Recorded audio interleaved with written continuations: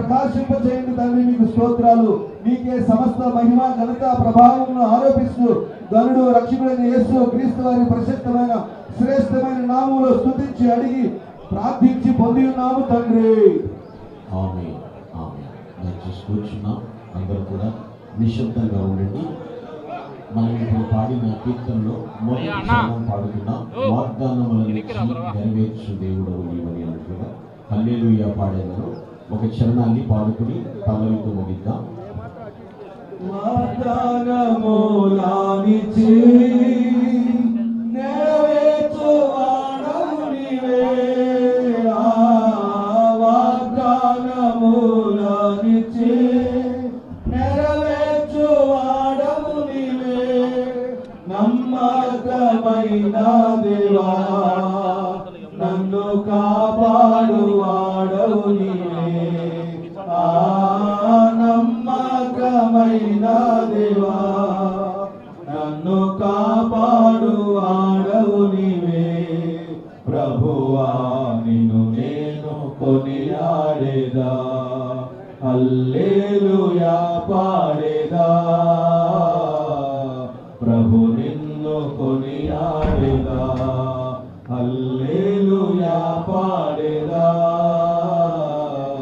ప్రభు నిన్ను కొనియాడేదా.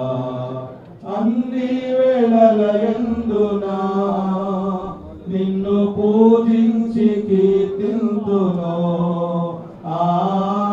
అన్ని వేళలయందునా నిన్ను పూజించి కీర్తింతును. ప్రభువా నిన్ను నేను కొనియాడేదా, హల్లెలూయా పాడేదా. ప్రభు నిన్ను కొనియాడేదా. పాడిన కీర్తనను బట్టి ప్రభు నామమునకు మహిమ. ఈ సందర్భంగా సిద్ధపరచబడిన దేవుని వాక్యం చదువుకున్నాం. యోహాను రాసిన మొదటి పత్రిక 5వ అధ్యాయము 1 నుండి 5 వచనం చదువుకున్నాం. First epistle of John chapter 5 verses 1 to 5. క్రీస్తే యేసై ఉన్నాడని నమ్ము ప్రతి వాడును దేవుని మూలముగా పుట్టి ఉన్నాడు. పుట్టించిన వానిని ప్రేమించు ప్రతి వాడును ఆయన మూలముగా పుట్టిన వారిని ప్రేమించును. మనము దేవుని ప్రేమించుచున్నామని ఆయన ఆజ్ఞలను నెరవేర్చువారమైతిమా, దేవుని పిల్లలను ప్రేమించుచున్నామని దాని వలననే ఎరుగుదము. మనం ఆయన ఆజ్ఞలను గైకొనుటయే దేవుని ప్రేమించుట. ఆయన ఆజ్ఞలు భారమైనవి కావు. దేవుని మూలముగా పుట్టిన వారందరూ లోకమును జయించుదురు. లోకమును జయించిన విజయము మన విశ్వాసమే. యేసు దేవుని కుమారుని నమ్మువాడు తప్ప లోకమును జయించిన వాడు మరి ఎవడు? ఇది దేవుని వాక్యము. దేవుని ఘననామమునకు మహిమ కలుగును గాక. ప్రభునందు ప్రియులారా, దేవుని వాక్యమును కొద్ది నిమిషములు శ్రద్ధగా ఆలకించాలని మనవి చేస్తూ ఉన్నాను. కీర్తిశేషులు డాక్టర్ వైఎస్ రాజశేఖర రెడ్డి గారి యొక్క జీవిత విధానాన్ని మనం పరిశీలిస్తే ఇక్కడ లేఖన భాగాన్ని బట్టి నేను అన్వయించడానికి ప్రయత్నిస్తూ ఉన్నాను.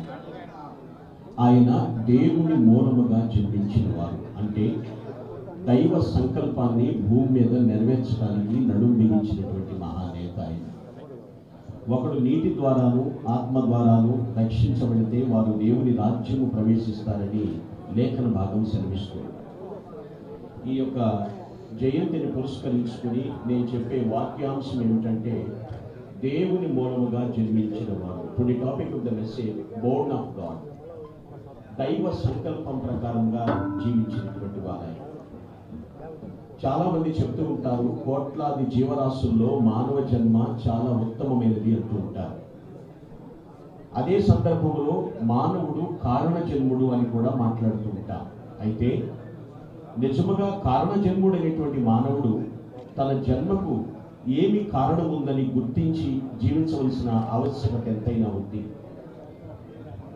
చాలామంది తన జన్మకు దేవుడు ఎందుకు నన్ను భూమి మీదకి తీసుకుని వచ్చాడు అనేటువంటి విధానాన్ని పరిశీలన చేసుకోవాలి. ఎలాగూ ఆయన దేవుని మూలముగా జన్మించిన వారు అని మనం చెప్పగలుగుతాము. మహానేత జీవితంలో వారి యొక్క 60 ఏళ్ల జీవిత ప్రస్థానం అంతటిలో కూడా ఈ వాక్యంలో వ్రాయబడినటువంటి 4 అద్భుతమైనటువంటి లక్షణాలు వారు కలిగి జీవించారు. అందుకే